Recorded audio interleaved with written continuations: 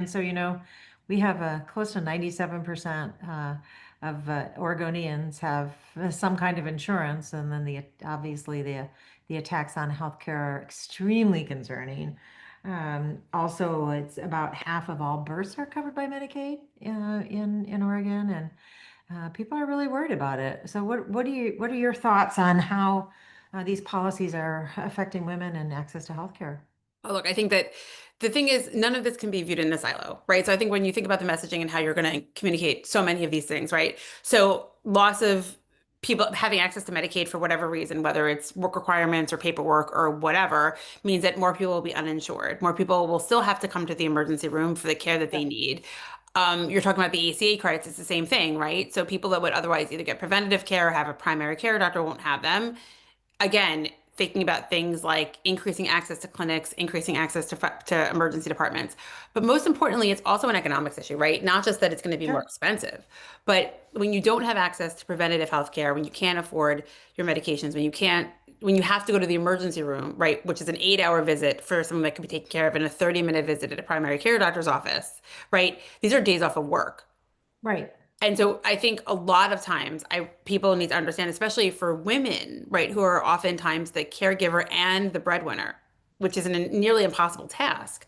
If the guardrails that you have are lost, and sometimes that can be the career flexibility of using the ACA for your insurance versus a full-time employer, right? So if people lose, Right. I remember the days yeah, before ACA. I wasn't in Congress. I was in the state legislature when the ACA passed.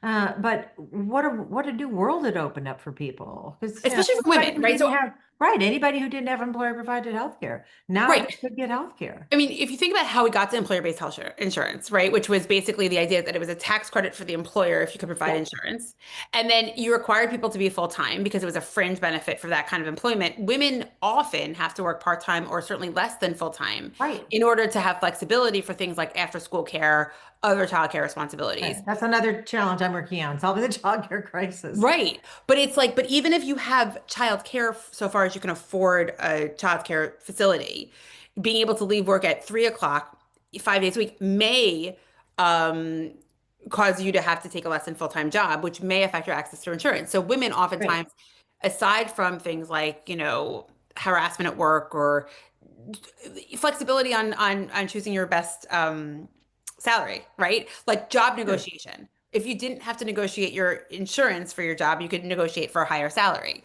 you know?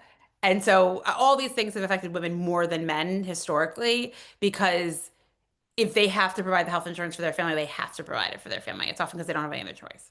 Right, exactly. Well, and reproductive freedom as well. Oregon is probably at least one of the most, if not the most, free states in terms of few restrictions. And that is something that's pretty near and dear to our values. And I look at that as an economic issue as well. And Well, if you even just can't decide whether or when to have a child, I mean, as a physician, I would say that 100% of the time, I would never been able to be a physician if I didn't have autonomy over when and how to get pregnant, even though I have 3 kids and I've been able to be fortunate in all of the aspects of my right, life. right, But also, the idea that the ACA included contraception and right, access to contraception, not only for trying to not get pregnant, but also for things like, cramp control and endometriosis. I mean, lost days of wages just because of monthly period cramps. Like, it sounds like absurd, but if you can control your symptoms enough to be able to not have to worry about taking off of work, exactly. No, and the ACA did that. So the ACA's inclusion of contraception as a covered entity was a big deal, and still right. is. It Well, and allows us to the write a and the year's worth kids, of I mean, contraception. Hmm? my kids are older now, they're in their 30s, but the keeping being able to keep your kids on your policy, 26? a ban on exclusion for pre-existing conditions, all of those things made such a difference. And still will. Like Right. I have 2 kids, one of which they have 2 chronic diseases. One has ulcerative colitis, which is a Right. GI Oh, yeah. condition, Yep. and Yep. the other one had a transplant when he was 2 years old. It was a liver transplant. Ah, I have 3 kids. Only the boys have these conditions. Anyway, so I have a daughter who doesn't have any medical conditions, but both of them, I think about their coverage when they're adults. right. Right. They're pre-existing conditions. What would Yeah. it mean? Mhm. I remember those. I was worked at legal aid before I went to law school, and I used to help people who would come in because they had these huge medical debts, Mhm. and they didn't know what to do about it. And it's because they had either lost a job or had these huge bills that weren't covered by their insurance. So the consumer protection pieces were important as well as the offering that coverage, and it just opened up a world of freedom for people, small business owners. My mom was a small business owner. My son is a small business owner. He gets his insurance through the exchange. If we didn't have that, And it just closes doors of opportunity. I think it's important to remember, and if you ask anyone that ever uses health insurance in America, right, it's not perfect. The exchange Right. is it's too expensive Yes. No, still, then it's not perfect. right? So we I do need, remember having it to explain to people, the ACA is not about a website. It is about access to healthcare. But the Republicans here have been trying to get rid of it, dismantle it, change it. And my summary of the healthcare system is that it's too complicated, too expensive, and too many people are left out. That's like my one sentence summary of the healthcare system. But still, we have opportunities now. People have opportunities now that they didn't have yeah. before because they couldn't get insurance. And you can build something better, but you can't break what you have before you do that. Right. Exactly. That's it, right? Yeah. So, and this is, I think, why I think it's so important what's happening right now, right? I total non sequitur, but last year I traveled a lot on the IRA, talking to seniors. Because I was in the government for a period of time, and we talked a lot about the cost of drugs and the costs of vaccines, Right. and Absolutely. huge deal. Right. And seniors, like the idea of even the shingles vaccine becoming free versus $250, like real money, Huge. huge. Well, and it's And right. So November 1st, people will see massive increases in these premiums of what they consider to be the bare bones insurance that they can get. right. They're not talking about Cadillac insurance. They're not on No, just the necessarily bare like the bones. highest, Right. I think I performing saw a insurance. statistic that I mean, in my district, I'm trying to remember the facts on this, but it was like a couple in their 60s, their insurance might go up by 250%. like 200, yeah, 250%. Yeah. And there are people already struggling to pay for housing. Housing is Yeah. And very these are expensive. people on fixed incomes. Right. Mhm. People on a Between fixed 60 and income. Housing 65. is expensive. Groceries are expensive. And again, you think about Energy it, is right? 60 to expensive. 65 Yeah. is probably like even 55 to 65. Like those are the people that are the highest risk because maybe they're taking a part-time job to take care of their grandkids, right? They're on the exchange, Or they're in the sandwich generation. They're taking care of whatever, aging parents and kids. and they're not eligible for Medicare. Why do you think everyone wants Medicare? Because it's finally something you can get that you don't have to worry about. That you can count on. Yeah. Yeah. Well, you should be able to count on. I don't know with this administration Still, again, what we can count on. still better than what everything else is we're offering right now. Right. Exactly. You know? Yeah. Yeah. And I work on a lot of education issues too, and with parents worrying about their kids and the percentage of kids covered. I think it's about 50%, 57% of kids in Oregon are covered by Oregon Health Plan, which is our Medicaid. Yeah, but I mean that's a That's whole huge. other issue. I think, you know, how children are covered and pregnancies are covered, right, is almost a non-negotiable. And it becomes the riskiest part of this whole process. Right. It's And if you extremely concerning. but and if you put I think Republicans' feet to the fire, that's the area that is the hardest for them to justify. They'll, I think, be pretty happy to justify why a 32-year-old other 32-year-old otherwise able-bodied person would not necessarily be able to afford their premiums, and they're the ones that are going to go up the lowest.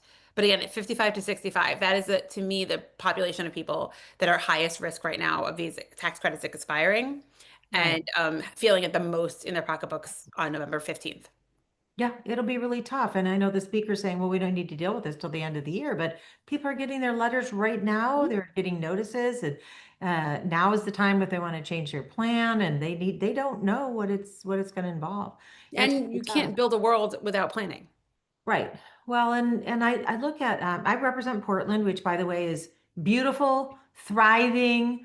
One square block has some protests, but the rest of the other 145 acres of Portland are The lovely last time I communities. checked, protest was still an American tradition. Yeah, it is. And last I checked, people still had First Amendment rights. Yeah. But I also represent a lot of rural communities. Mhm. And last weekend, I was over on the coast in Tillamook County, massive county. You live in New York, is that I right? live, So but massive county geographically. Very few people. It's Tillamook, Tillamook ice cream, Tillamook cheese. The more cows than people in the county. But we had a ribbon cutting for a wonderful community health center there that had, the whole community stepped up and they got some federal funding from a couple years ago.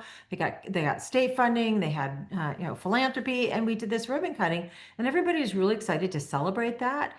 But everybody's on edge because if when the Medicaid cuts go in from Mhm. the big, I call it the big ugly bill, the word that I heard during those negotiations from our systems, Legacy, Providence, Yeah, Oregon yeah, Health yeah. Sciences University, where doctors, even the FQHCs, it was catastrophic. It is. That was the word I kept hearing, Well, I think, catastrophic. and I think this is actually an opportunity for you also to message like people do not know what a federally qualified health center is. No, they So don't. I they, call them community health centers. but the thing is, if we call it a community health center, they don't know the federal government pays for it. Right. Like, so I think it's Federal. really, really important that what they don't realize is that when the federal government starves that section of HHS, right, Right. that clinic will not be able to afford to stay open.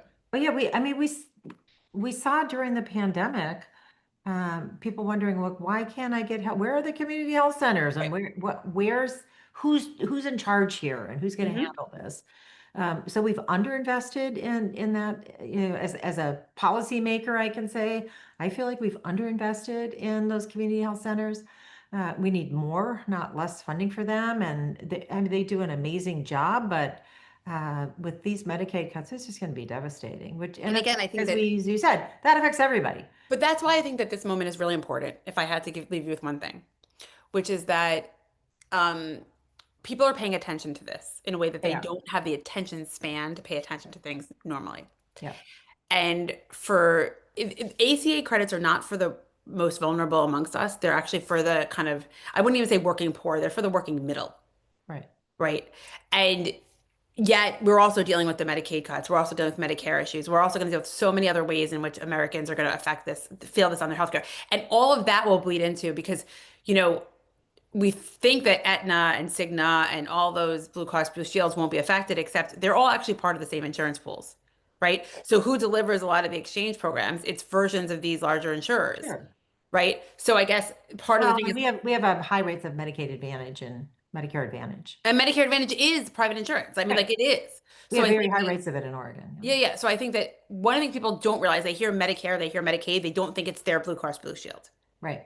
And they don't realize that a lot of these Oh, large insurers have businesses in those spaces. of course. And so when you lose the payer mix there, premiums will go up here, Right. Well, which and goes I back to the heard year. people in Oregon say, this doesn't affect me because I'm not on Medicaid. I'm on Right. Oregon Health Plan, without Right. understanding that the Oregon Health Plan is Right. our version of Medicaid. So most people in the country don't realize that Medicaid is not a program. Each state has their own version or what it's Right. called. And so we had this in Connecticut a lot, right? They would say, I'm on Husky. And you're like, yeah, that's the state That's Medicaid the program. same thing. Yeah, we need to do some education there. I know. That's, I mean, again, one of the things Esther and I talk about a lot, to be honest, is Americans do not understand how the healthcare system delivers healthcare. So they can't understand the pieces that are falling apart. Right, right. And she did a really good, I mean, she was really out there a lot during the first Trump administration Mhm. and during COVID. She was a Yeah. true leader. A lot of respect for her. So, Yeah. yeah, We're trying to meet people where they are and do what we can. yeah, no, I really appreciate it. Well, and how did you get involved in the policy end? So I after COVID, so we all did a lot of COVID stuff. I wound up getting pretty involved in the Pete Buttigieg presidential campaign, Oh, nice. and I'm a it was really fan. Yeah. fun. Most fun experience of my life. And basically, then wound up in the administration at HHS, working at as I was there. So I don't know if you remembered that the regional director was a guy was Ingrid Ulrey who wound up becoming the Washington State um, exchange. She actually is in charge of the exchange in Washington State. She was the regional director. We were peers Nice. at HHS. And so here I am. So this is, but a lot of what we're trying to do is be out there to make sure people understand. I mean, it's ironic because with so much happening at the FDA or so many things happening with vaccines or so many things happening with medication, Oh, it's with terrifying. healthcare, like, and one of the things we say in emergency medicine, and I'd love for you guys to keep, connected with our community is everything that falls apart in American healthcare will fall into our laps. Right. And so the more proactive we are People about who don't have insurance still get sick, and they end up even getting if you these. have insurance, get sick. And Right. that's the thing, right? You have a heart attack, it doesn't matter what your insurance is. You want the doors to be open and you want to be able to get in the front, Right, right. you And we're know? starting to see clinics over on the coast, labor and delivery closed in Seaside, Oregon. Yeah. So now the closest place you can go is, probably a 40-minute drive to an hour drive. Yeah. Yeah, it's like those rural clinics, they're so critical, but Yeah. these cuts are again going to be catastrophic. So. Yeah. And again, and they don't have to happen, right? We can do better and we certainly shouldn't do worse before we do better. Yeah, we can. And now we have Marjorie Taylor Greene saying, because she saw, it was like, I just said in this other group, I said, you know, I'm glad she realized when her kids saw that their premiums are going to go up. It shouldn't take that. You should be She is listening my to your broken clock, constituents. right, twice a Yeah, day. exactly. But if people were listening to their constituents, like in Oregon, we have a Republican district that has the highest percentage of people on Medicaid. Yeah. It's going to be those rural areas that are But suffering. I think the problem we have, and this is where if you don't show the same values, you can kind of hardly get the same language and outcomes, is I do think that there are lots of people that would choose to go uninsured because they believe that they have different overarching priorities, regardless of whether or not it will harm them or their family. Right. Somebody said that to me during the ACA debate. When the case, it was challenged and the mandate was still sort of up in the air, and somebody had looked at me at a town hall meeting and said, "It's my decision. Yeah. I don't want to have insurance. Don't force me to get insurance." And my response was, "That only works if you don't get sick or hurt." No, but that's the thing. I think that's true, and there are people that do not care. Right. But they don't actually care if they get sick and hurt and don't have insurance. There are lots of people that will never come to understand that the role of personal responsibility in that system. Right. Exactly. No, Right. they won't. Yeah. Because oftentimes then they just It's say, "Well, why I I'm didn't have so insurance." passionate about education. Right. So we And have honestly, critical thinkers. and humility and insight into what you've done and what it means for the bigger. I mean, lots of people choose to not pay their ER bills when they choose to go uninsured, and you got to square that circle. Although, those are some people I used to work with at Legal Aid decades ago. But it wasn't by choice. Right. So, well, I've got to run, but thank you so much for Sure. the chat. Thanks, Steve, Yeah. for all you're doing. Really appreciate you. Anything you need, let me know, okay? Thank you. No problem. Great to Bye. talk with you. Take care. Bye-bye.